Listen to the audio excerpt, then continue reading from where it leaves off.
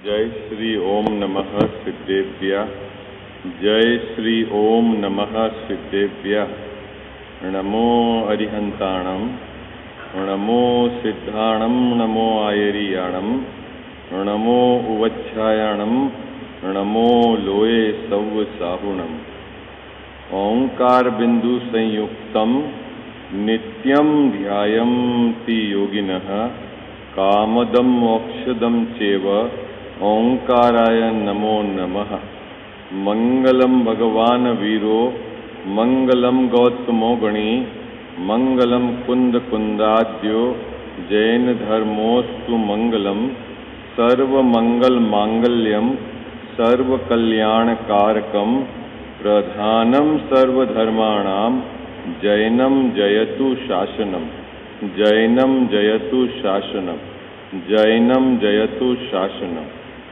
नमः श्री समयसाराय स्वानुभूत्याश्चकासते चित् स्वभावाय भावाय सर्वभावांतरे छिदे। मिथ्या भाव अभाव ते जो प्रगटे निज भाव, सो जयवंत रहो सदा यही मोक्ष उपाय। सो निज भाव सदा सुखद अपनो करो प्रकाश, जो भव विधि भव दुख निको करिए सत्तानाश, करिए सत्तानाश। सर्वज्ञ शासन जयवंत वर्ते, निर्ग्रंथ शासन जयवंत वर्ते। हे यही भाव अविच्छिन्न मन में रहता है, सर्वज्ञ शासन जयवंत वर्ते, निर्ग्रंथ शासन जयवंत वर्ते। जय बोलो देव शास्त्र गुरु की। मोक्ष मार्ग प्रकाशक ग्रंथ विराजमान है। तीसरा अधिकार संसार के दुख का यहाँ निरूपण किया गया है। 3 अपेक्षाओं से निरूपण किया गया है। एक तो कर्म की अपेक्षा से, एक पर्याय की अपेक्षा से और एक दुख के सामान्य स्वरूप की अपेक्षा से। 3 अपेक्षा से संसार के दुख को यहाँ निरूपित किया गया है। अपना जो प्रकरण चल रहा है वह कर्म की अपेक्षा से संसार के दुख का प्रकरण अपना अभी नियमित स्वाध्याय के क्रम में चल रहा है। और कर्म में भी ज्ञानावर्ण और दर्शनावर्ण के क्षयोपशम से जो होने वाला दुख और उससे कैसे निवृत्ति हो, ये अपना विषय चल रहा है। क्या विषय चल रहा है? ज्ञानावरण और दर्शनावरण के क्षयोपशम से होने वाला दुख और उससे कैसे निवृत्ति हो, ये अपना प्रकरण चल रहा है। ठीक है। और उस प्रकरण में बात टोडरमल जी साहब ने मिथ्या दर्शन से कही कि इस जीव को मिथ्या दर्शन से क्या होता है? स्व पर का विवेक नहीं होता। कहाँ से बात प्रारंभ करी? समझाना है ज्ञानावरण के क्षयोपशम से दुख। और बात कहाँ से प्रारंभ करी बाबूजी? मिथ्या दर्शन से, श्रद्धा की तरफ से बात प्रारंभ करी कि इसकी मिथ्या श्रद्धा होने के कारण इसको स्व और पर का विवेक नहीं होता। कैसे स्व पर का विवेक नहीं है? तो वो पहले पैराग्राफ में बताया कि एक यह जीव और अनंत पुद्गल द्रव्य मिलकर ये मनुष्य पर्याय बनी है। इन दोनों को यह मैं हूँ ऐसा मानता है। दूसरी बात, इसकी पर्याय में आंशिक ज्ञान और कर्म के उपाधि से क्रोधादिक होते हैं, इसको अपना स्वरूप मानता है।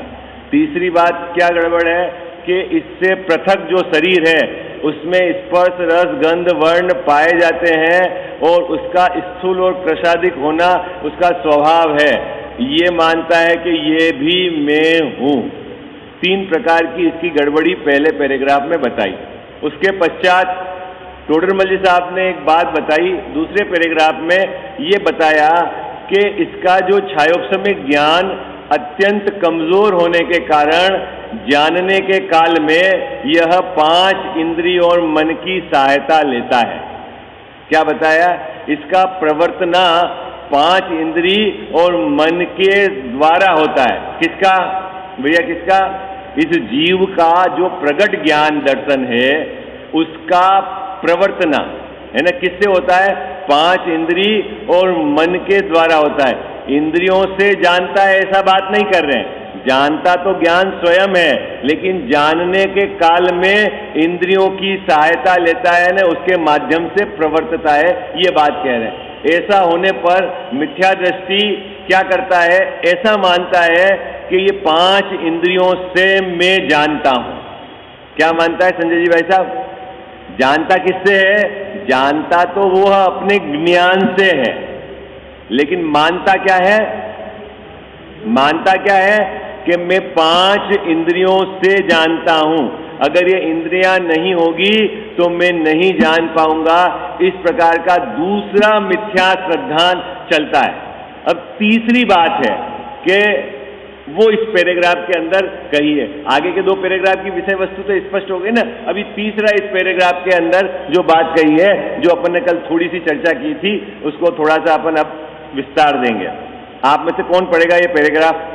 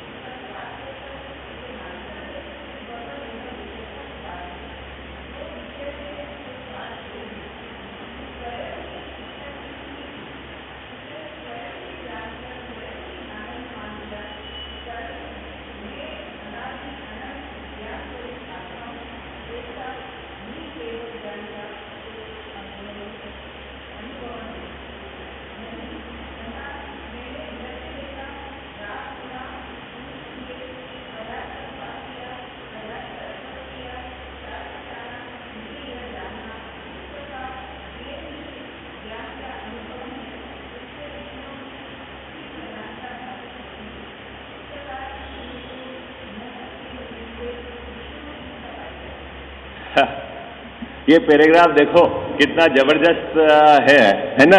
सुबह का समय है, उपयोग को एकाग्र करना। अपन इस बात क्या टोडरमल जी साहब कहना चाह रहे हैं ये अपने को समझना है। मैंने आपको पहले ही कही थी बात कि इसमें क्या बताना चाह रहे हैं टोडरमल जी साहब, क्या बताना चाह रहे हैं बाबूजी? इसमें ज्ञानावरण और दर्शनावरण के क्षयोपशम से जो होने वाला दुख और उसकी निवृत्ति। आई बात समझ में? विषय का हेडिंग क्या है? ज्ञानावरण के और दर्शनावरण के क्षयोपशम से होने वाला दुख। अब आपको लगेगा कि ज्ञानावरण के क्षयोपशम से आंशिक ज्ञान प्रकट है, उससे कैसे दुख होता है, उसको यहाँ टोडरमल जी साहब सिद्ध कर रहे हैं। आई बात समझ में?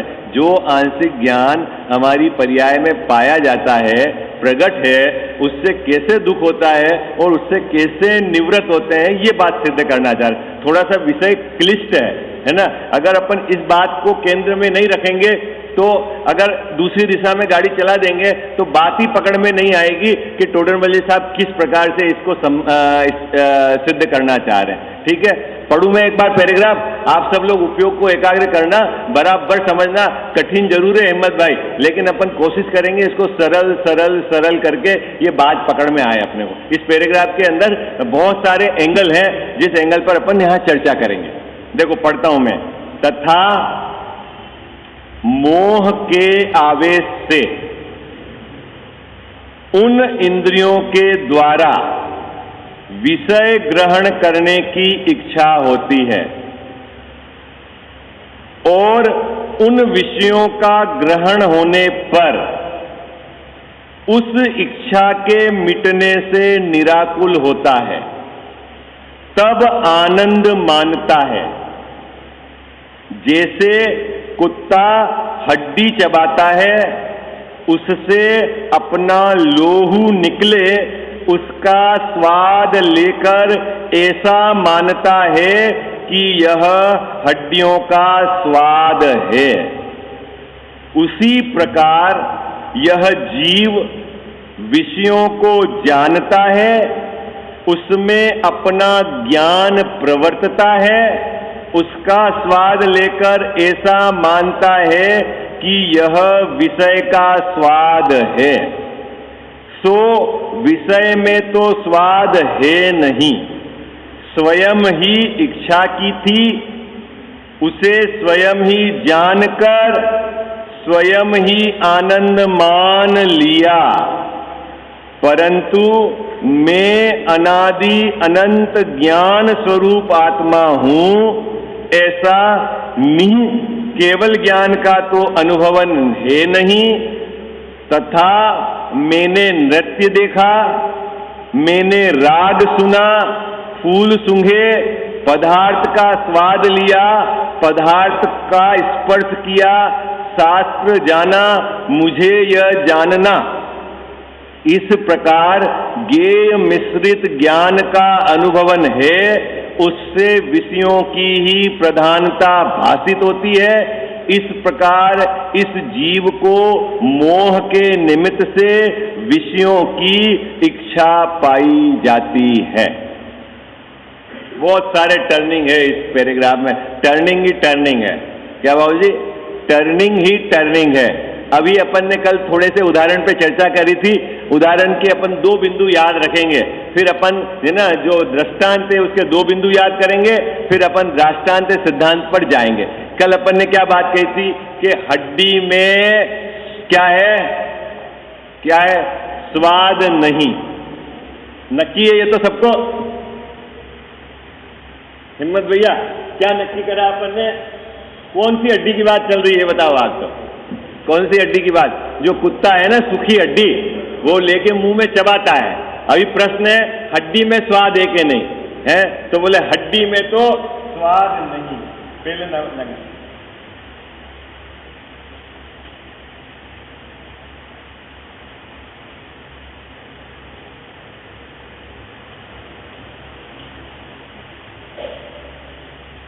दूसरी बात सुशील भैया, कुत्ते को स्वाद आ रहा है कि नहीं है? क्या दूसरी बात क्या है सुशील भैया?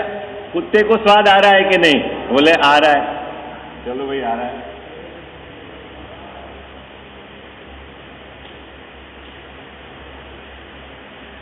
कुत्ता क्या मान रहा है? तीसरी बात क्या मान रहा है? क्या सब कुत्ता हड्डी से स्वाद आ रहा है ना?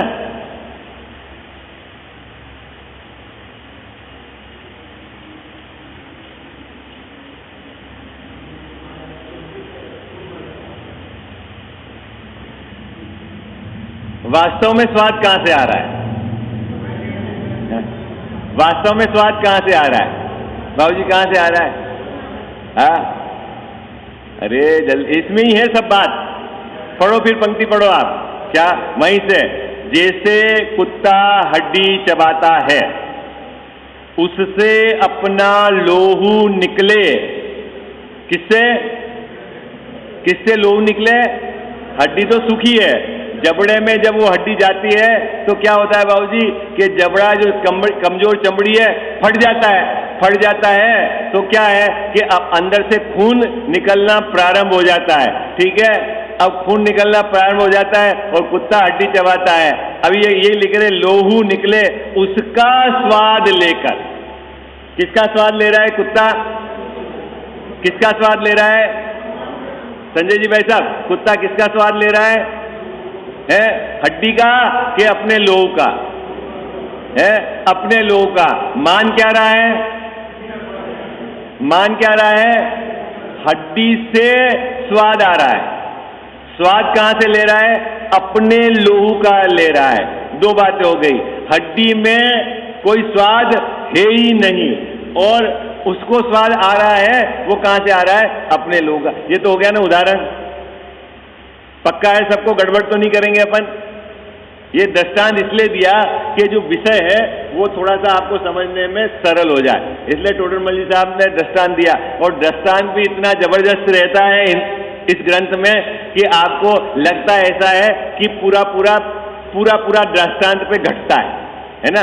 लेकिन सब एंगल से सभी समय घटे ये बात नहीं, लेकिन जहां जो विषय उनको समझाना है उसके लिए ये पर्याप्त है। ठीक है कजाव साहब, ओके। अब चलें अब अपनी एक समय की ज्ञान की पर्याय में अपनी एक समय की पर्याय में क्या क्या चीज है। अपन अभी ऊपर चर्चा करके आए ना, अपने एक समय की दशा में क्या है। एक तो आंशिक ज्ञान व्यक्त है, ठीक है, क्या है अपने एक समय की पर्याय में क्या है, आंशिक ज्ञान व्यक्त है। इसको शास्त्रीय भाषा क्या बोलते हैं, छायोपशमिक ज्ञान। क्या बोलते हैं, छायोपशमिक ज्ञान। उपयोग रूप अपना जो ज्ञान है वो अपनी एक, और दूसरा क्या है अपनी एक समय की पर्याय में, कर्म के निमित्त से उत्पन्न हुए क्रोधादिक यानी औपाधिक भाव, है ना। क्या है,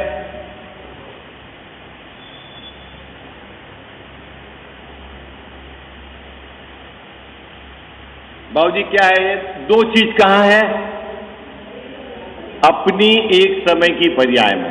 त्रिकाली द्रव्य में ज्ञान स्वभाव गुण, अनंत गुण का समूह, और पर्याय में ये पूरी मेरी परिसीमन है, मेरा सीमांकन है। किसका, मेरा, इसके बाहर कुछ भी नहीं। यदि द्रव्य गुण और पर्याय तीनों को आप मिला दो प्रमाण के विषय में, है ना, द्रव्य और पर्याय दोनों जब लेते हैं तो अपन ने द्रव्य भी ले लिया और पर्याय भी ले ली। पर्याय में क्या है, आंशिक ज्ञान है और क्या है, रागादिक भाव है। किसकी पर्याय में है, मेरी पर्याय में। अब यहां से क्रम शुरू होता है कि इस जीव को आनंद कैसे आता है विषयों का। प्रश्न तो ये है, क्यों कि आपको लगता तो है संजय जी भाई साहब कि अभी में एकदम अभी गर्मी लग रही है और एसी चलाओ तो आनंद आया, लगता है कि नहीं आपको, है। अभी आपने भोजन किया जो आपको पसंद का था, है ना, और स्वाद भी वैसा ही था जैसा आपने चाहा, तो बोलो आपको आनंद आता है कि नहीं आता है ना। आनंद आता है, उसका वेदन हो रहा है आपको, तो आनंद, ये एक्टिविटी होती कैसे है और असली आनंद क्या है और ये आनंद क्या है, दोनों बातें अपने को समझनी पड़ेगी इस पैराग्राफ से। बात पकड़ में आ रही है आपको, क्या विषय चल रहा है, क्या विषय चल रहा है अपना, है? सुशील भैया क्या विषय चल रहा है। एक तो अपना आनंद जो अपने को आ रहा है विषयों को निमित्त करके, वो क्या है, और एक असली आनंद वो क्या है, ठीक है, और वो कैसे आता है और ये कैसे आता है, तो मेरी सीमाएं क्या हैं ये अपने को, क्योंकि टोडरमल जी साहब ने सब बातें यहाँ पर ली है, इसलिए मैं इस बात की यहाँ पर चर्चा कर रहा हूँ। सबसे पहली पंक्ति अपन पढ़ते हैं, अभी चले पढ़ें, सब फ्रेश मूड में तो हो आप, है, लोड तो नहीं है किसी के, नहीं लोड होगा तो समझ में नहीं आएगा, ओवरलोड होके मत बैठना, है ना। लोड रहा हो तो बात समझ में नहीं आएगी और चली जाएगी, आई गई हो जाएगी, और अपनी मर्जी से कुछ मानने लग जाओगे तो फिर गड़बड़ हो जाएगी, ठीक है। तथा मोह के आवेश से, मोह कहाँ है बाबूजी, मेरी एक समय की पर्याय में। कौन कौन से मोह है, एक तो दर्शन मोह है और एक चारित्र मोह है। हाँ जी या ना जी, कहाँ है मोह, किसकी पर्याय में, मेरी एक समय की पर्याय में मोह दो प्रकार का है। क्या, एक तो है दर्शन मोह और एक है चारित्र मोह। दर्शन मोह उसका क्या नाम है, मिथ्या दर्शन, विपरीत श्रद्धा, और चारित्र मोह उसका नाम कहा रागादिक, कसाय, क्रोधादिक, है ना। ये जो चारित्र मोह, ऐसा विभाजन, बात पकड़ में आई, एक श्रद्धा की तरफ से है और एक कसाई की तरफ से है ना। ये दोनों मोह है, ये कहाँ है, मेरी एक समय की पर्याय में। उसके आवेश से, किसके आवेश से? राग के आवेश से। क्या होता है बाबूजी? मुझे उन इंद्रियों के द्वारा, संजय जी भाई साहब, किन इंद्रियों के द्वारा? जिस इंद्रियों को मिथ्या श्रद्धा में मैंने अपने अंग माने और जिनसे मेरी प्रीति पाई जाती है, राग के आवेश में उन इंद्रियों के द्वारा मेरे को इच्छा प्रकट होती है। क्या होती है? कि विषय को ग्रहण करूं। हाँ जी, ना जी, आपका सबका चेहरा यूं लग रहा है, या तो कठिन लग रहा है या मजा नहीं आ रहा है आपको। प्रकरण में क्या हो रहा है बाबू जी? क्या क्या बात चल रही? एक समय की जो हमारी पर्याय है उसमें क्या है? मिथ्या श्रद्धा यानी मोह, दर्शन मोह यानी मिथ्या श्रद्धा, और चारित्र मोहनी के उदय से क्या है? कसाय भाव। ठीक है, अब अभी इसको बोलते हैं मोह का आवेश। मोह का आवेश यानी मोह के कारण, राग के कारण क्या इसको क्या होती है? इच्छा उत्पन्न होती है। क्या इच्छा उत्पन्न होती है? कि जो 5 इंद्री, कौन सी 5 इंद्री? 5 इंद्री किसकी है बाबूजी? ये तो जड़ की है, लेकिन इस मिथ्या श्रद्धा में मैंने क्या मान रखा था? कि ये मेरी है। ऊपर पैराग्राफ में क्या है ना अपन, कि जो 5 इंद्री, स्पर्शन, रसना, घ्राण, चक्षु, कर्ण, ठीक है, वो तो जड़ की है, उसका स्थूल कृशादिक होना शरीर के अधीन है। लेकिन मिथ्या श्रद्धा में मैंने उन इंद्रियों को क्या मान रखा था? ये मेरी है। क्यों मान रखा था? क्योंकि जो मेरा ज्ञान उन इंद्रियों के द्वारा प्रवर्तता है, तो मैंने ज्ञान की ताकत को नहीं पहचाना और मिथ्या श्रद्धा में ऐसा माना कि ये जो है ना इंद्रियां हैं, इनसे ही ज्ञान उपजता है, ऐसा माना। ये मेरी मिथ्या श्रद्धा थी। अरे हाँ जी, ना जी, बात कठिन तो नहीं लग रही है? अभी कठिन अब होगी धीरे धीरे। समझ में आ रही बात? तो सबको समझ में आ रही है? तो ये जो मोह का आवेश, उससे क्या हुआ बाबूजी? विषयों के ग्रहण करने की इच्छा हुई। अभी फतेह सागर देखने की इच्छा हुई, वो गाना सुनने की इच्छा हुई। क्यों हुई देखने की इच्छा? है मोह के आवेश में। कह जाओ साहब, क्या हुई? मोह के आवेश में इच्छा उत्पन्न हुई, विषयों को ग्रहण करने की इच्छा उत्पन्न। ठीक है साहब, चले आगे। तो ज्ञान क्या कर रहा है? ज्ञान क्या कर रहा है? जो अपनी इच्छा हुई उसको ज्ञान जान रहा है। ओके, ज्ञान का क्या काम है बाबूजी? जो अपने मोह के आवेश में विषयों को ग्रहण करने की इच्छा हुई, वो ज्ञान जान रहा है। अब उस ज्ञान पे छाया पड़ी। क्या छाया पड़ी? मिथ्या श्रद्धा की, है ना? तो वो ज्ञान क्या करता है? नाना प्रकार के अपने उपयोग को भ्रमाता है कि ऐसे ऐसे इच्छा पूरी हो जाए, और ज्ञान ऐसी मिथ्या कल्पना शुरू कर देता है कि इच्छा पूरी होने पर मैं सुखी हो जाऊंगा। क्या क्या क्या कर रहा है बाबूजी? मोह के आवेश में क्या हुआ? मोह के आवेश में इच्छा हुई। ठीक है, उस इच्छा को किसने जाना?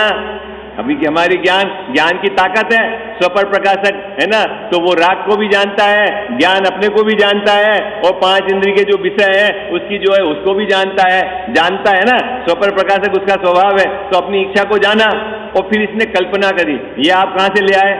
ये बात कहां से ले आए आप कि ज्ञान ने अपनी कल्पना करी? देखो टोडरमल साहब ने लिखा है ना, इसी पैराग्राफ में नीचे की 2 पंक्ति अच्छे से समझना भाई, हो गड़बड़ नहीं करना, क्योंकि बहुत लोगों को गड़बड़ होता है। कारण क्या है कि तृप्ति, आनंद तो लगता है इसको विषय ग्रहण करने में, लेकिन आनंद बोलते ना अपन आत्मा का नहीं है। तो साहब आत्मा का आनंद तो हमने कभी चखा ही नहीं है। आनंद इसी तरह का कोई आनंद होगा बाबूजी? उसी तरह का कोई आनंद होगा? तो अभी आपके पास पैरामीटर क्या है? देखो, छायोपशमिक ज्ञान तो है आपके पास, है ना, और आप जिसको आनंद मान रहे हो वो क्या है? और आत्मा का आनंद, वो तो हमने स्वाद लिया ही नहीं। स्वाद लिया नहीं तो टेस्ट कैसे पता चले? कजाव साहब, कैसे टेस्ट पता चले? तो क्या गड़बड़ होती है? यही आनंद है, तो ये आनंद है? और फिर बोलते हो ना आज के आनंद की जाए। आपके यहाँ ये चलता कि नहीं नारा? हमारे उधर बहुत चलता है बाबूजी, है? आपके इधर चलता है कि नहीं चलता है बाबूजी? है नहीं, हमारे उधर तो जब भी कोई ऐसी आरती हो जाए, तरबतर हो जाए, शरीर कपड़ा पूरा भीग जाए और आस पड़ोसी भी परेशान हो जाए और फिर जोर से वो लगाते हैं आज के आनंद की जाए। है? अभी प्रश्न मेरे को है, वो आनंद कहां से आया जिसकी जय कह रहे हो तुम? है मुद्दा चलता है कि नहीं चलता है? वह गजाव साहब आपने कभी जय करी कि नहीं करी? किस आनंद की जय करी? वो आनंद कहां से आया? वो आत्मा का है कि नहीं है?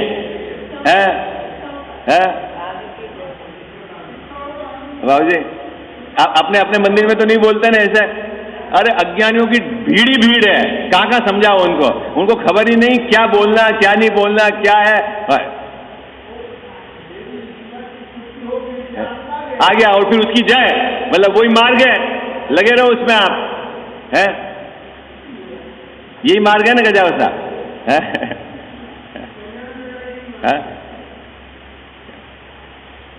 गुरुदेव श्री कहते थे कि इस पंचम काल में सत्य बात काने पड़ जावे तो बहुत मुश्किल है इस जीव के। क्या सत्य बात कान में सुनने पड़ जावे? देखो कान में पड़ने के बाद भी सत्य स्वीकार हो जावे उसमें तो अनंत पुरुषार्थ है, लेकिन कितने ही जीव तो ऐसे हैं कि जिसके कान में ही ये बात नहीं गिरी तो वो सुने ने स्वीकार करे तो वो अलग की बात है। अभी तो कान में ही बात नहीं गिरी है कि तू भाई किसको आनंद मान रहा है और किसकी जय कर रहा है और तू क्या चाह रहा है। बाबूजी हमारे वहां बोली लगती है आरती की, है ना, मण के हिसाब से लगती है। मण वही चल रहा है 5 रुपया 10 रुपये, मुझे पता नहीं, उस समय घी की रेट चलती है और फिर जैसे जैसे बोली बढ़ती जाती है वैसे वैसे जय लगाते जाते हैं। काई की जय लगती है वहां? काई की जय हो रही कजावा साहब? इधर तो नहीं होता है ना इस तरह का।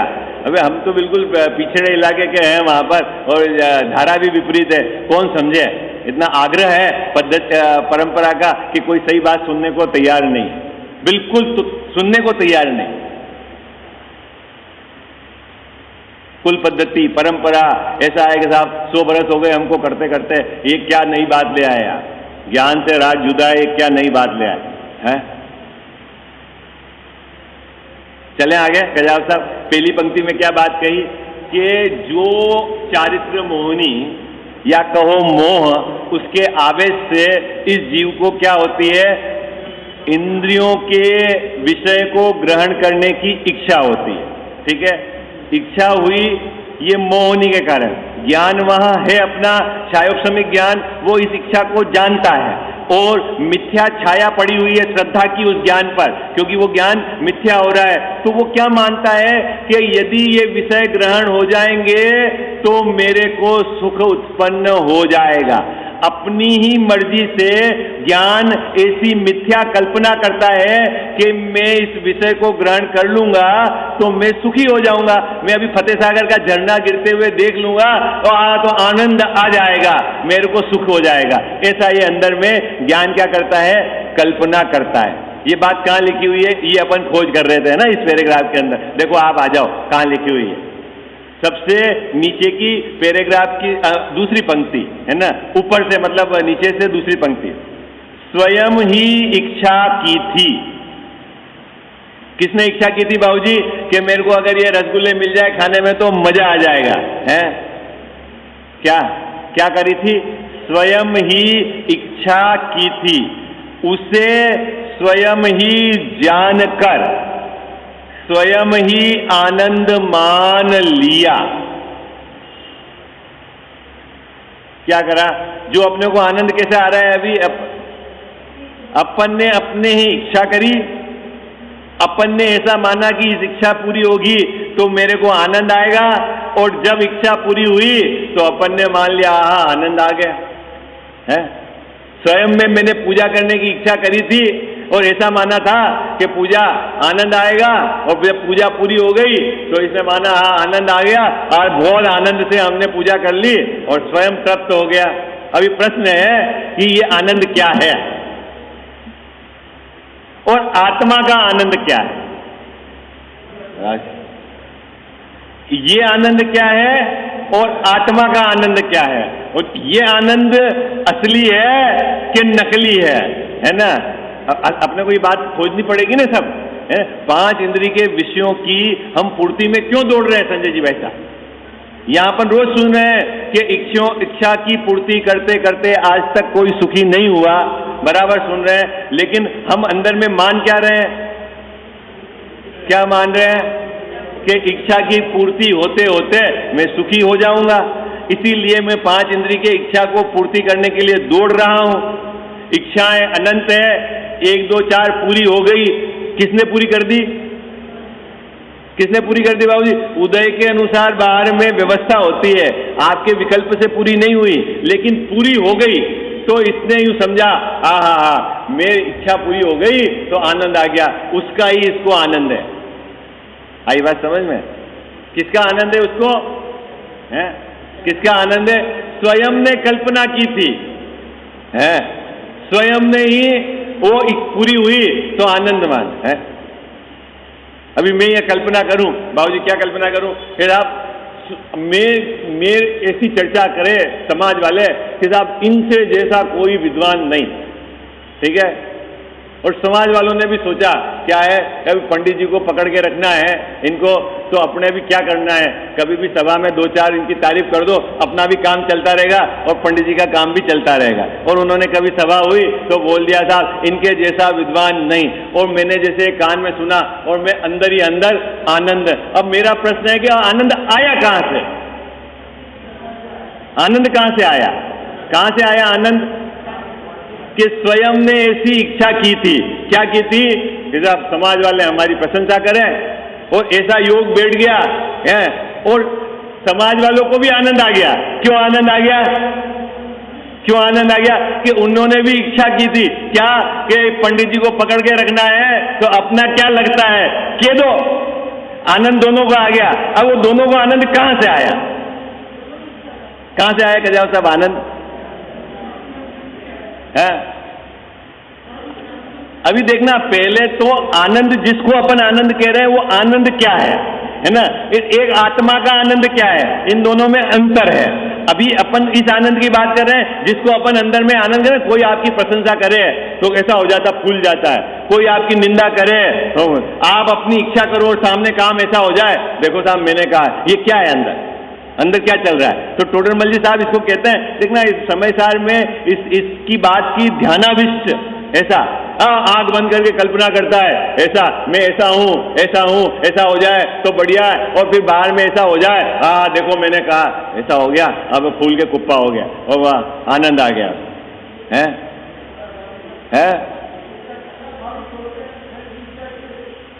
इच्छा नाम दुख है बाबूजी, इच्छा नाम दुख है, ठीक है, और इच्छा की पूर्ति से सुखी मानना मिथ्या श्रद्धान है। आई बात समझ में? ये विपरीतता है, जबरदस्त विपरीतता है। जहां अभी टोडरमल साहब इस पूरे प्रकरण में इस विषय को बराबर समझाएंगे, क्योंकि यहां समझाना है क्या कि जो छायोपशमिक ज्ञान है ना, मिथ्या श्रद्धा की छाया में ये उल्टे पुल्टे विकल्प करके आनंदित हो रहा है, ये दुख है।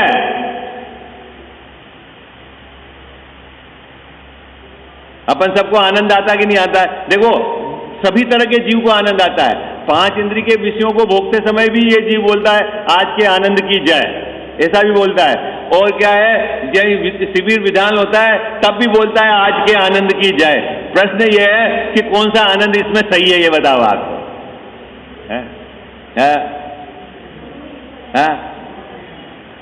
आनंद आ गया ना? अपन कहीं बाहर भ्रमण करने के लिए जावे, चलो ऐसा ही अपन ने कि वहां चर्चा भी करेंगे और भ्रमण भी हो जाएगा, और खाना बढ़िया बन गया बाबूजी वहां पर दाल बाटी, तो भी आनंद आ गया है, और वहां आपके अनुसार विषय चल गया तो भी आनंद आ गया। बोले अब मुझे बताओ दोनों में से आनंद असली कौन सा है? दोनों नकली है, तो तीसरा आनंद कहाँ है? तीसरा आनंद क्या है? उसकी बात यहां कहेंगे, निही केवल ज्ञान का तो उसको पता ही नहीं है। ये शब्द है टोडरमल साहब का, देखो इसमें लिखा है, निही केवल ज्ञान का तो अनुभव है ही नहीं, मात्र ज्ञेय मिश्रित ज्ञान को ही ये मान।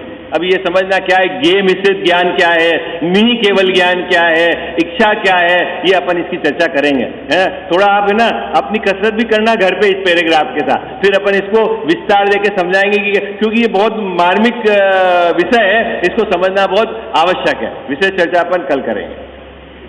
माता तू दया करके कर्मों से छुड़ा देना, इतनी सी विनय तुझसे चरणों में जगह देना।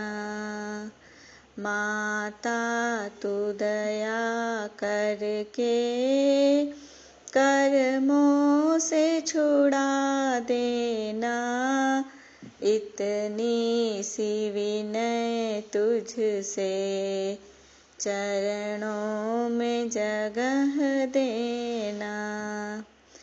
माता में भटका हूँ माया के अंधेरे में, कोई नहीं मेरा है इस कर्म के छुड़ा देना, कोई नहीं मेरा है तुम धीर बंधा देना।